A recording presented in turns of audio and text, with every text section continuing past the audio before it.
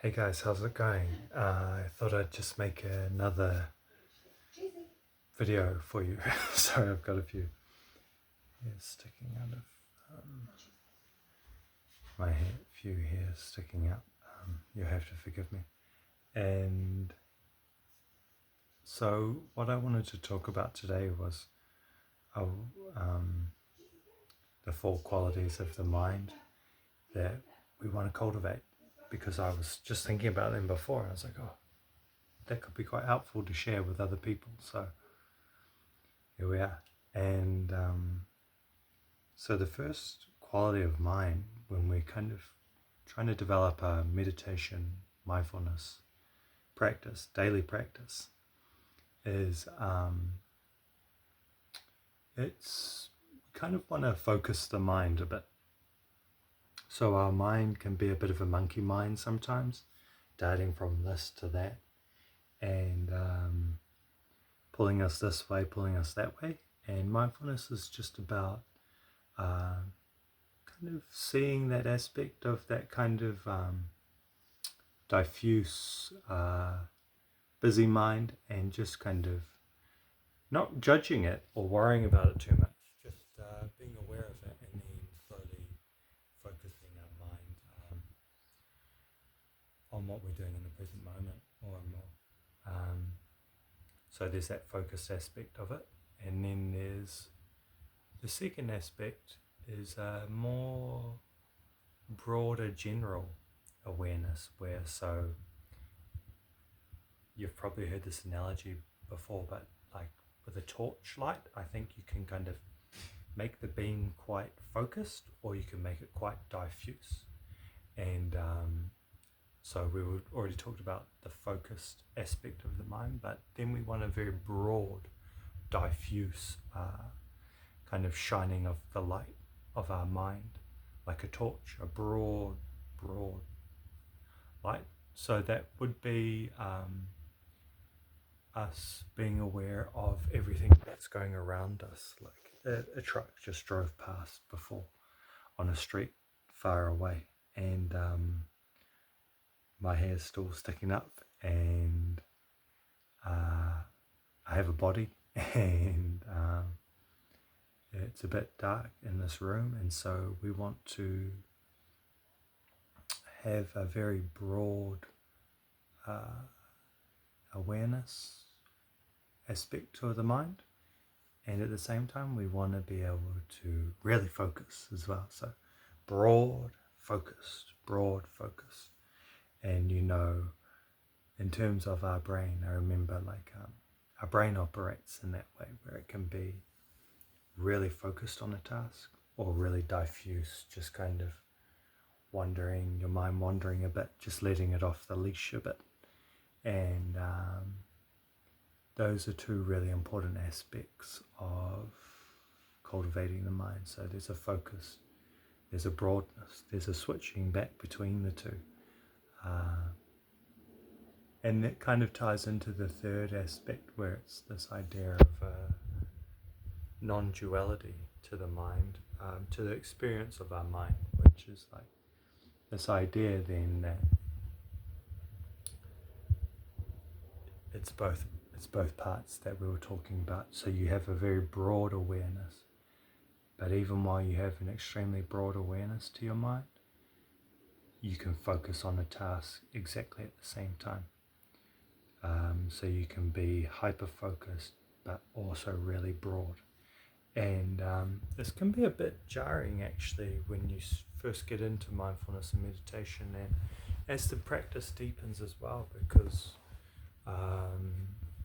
you start to become quite aware of your body generally, and just like it's quite a when we're talking about the broad focus of the mind, that encompasses the body a lot. And so even when we're very much using our brain, our body can be very present, and that's just something to be aware of. So we want to mold the focus and the broad awareness,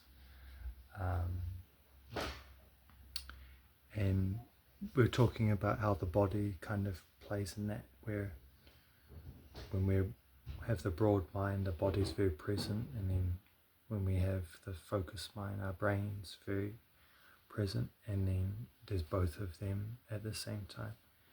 And that kind of leads us to the last part of the qualities of the mind we want to learn about. So there's the focus, there's the broad mind, there's the combining of the two.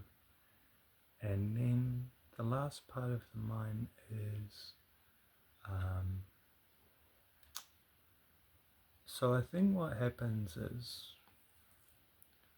when you get accustomed to your mind being focused and broad at the same time, and then you have that combination, what can happen is then you start to really kind of drill down to the bedrock of the mind. So you start to fall back or become aware of the true nature of the mind. I know, how would you describe that? Like your inner light, the awareness. So what happens is you just start to be, possibly there can be a shift where you shift from identifying as your brain, your body, both of them, to more just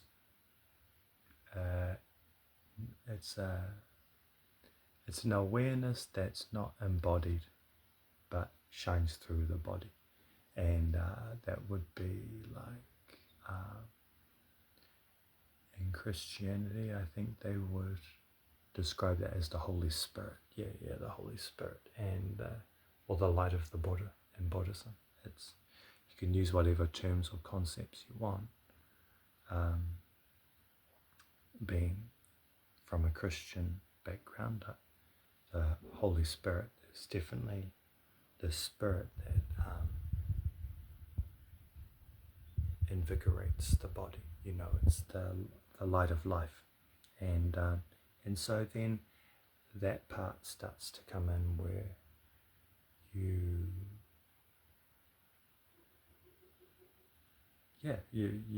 start to realize that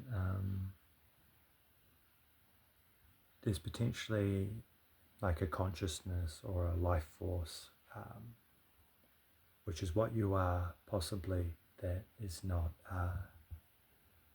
grounded in the physical body. So the mind starts to become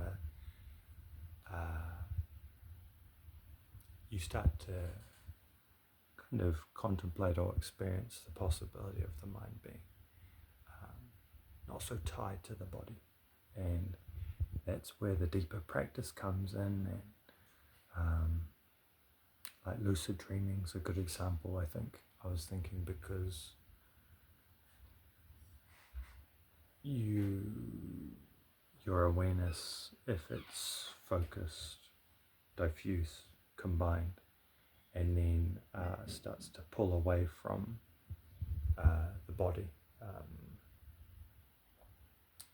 then you start to be quite present in dreams, potentially, and that's quite cool and something to be very curious about and open to, and can be challenging as well. People don't really talk about that much, and so it's often can be and even if people do talk about it quite a bit, it can be still quite an individual experience. So that's all we really want to talk about today, is that idea of the focused mind, the broad mind, the combining of the focus and the broad mind, and then the disembodied mind.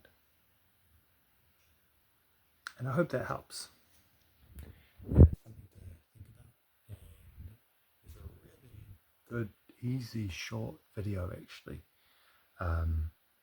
that I think touches on these things quite well.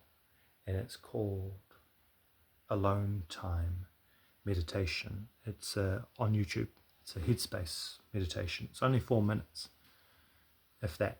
And he starts to, you'll see what I've talked about, the focus, the broad, the combining, the letting go of the body a bit. And so I really would recommend you check out the Alone Time Meditation on the YouTube channel, Headspace's YouTube channel. It's a free meditation and I listen to it often. And I find it's quite good to cultivate these 4 qualities of the mind. So be well, my friends. Take care.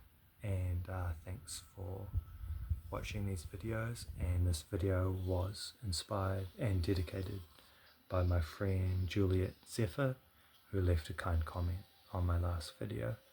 And I was so happy to read your comment and hope you're doing well, and hopefully I might be able to send you an email or a letter.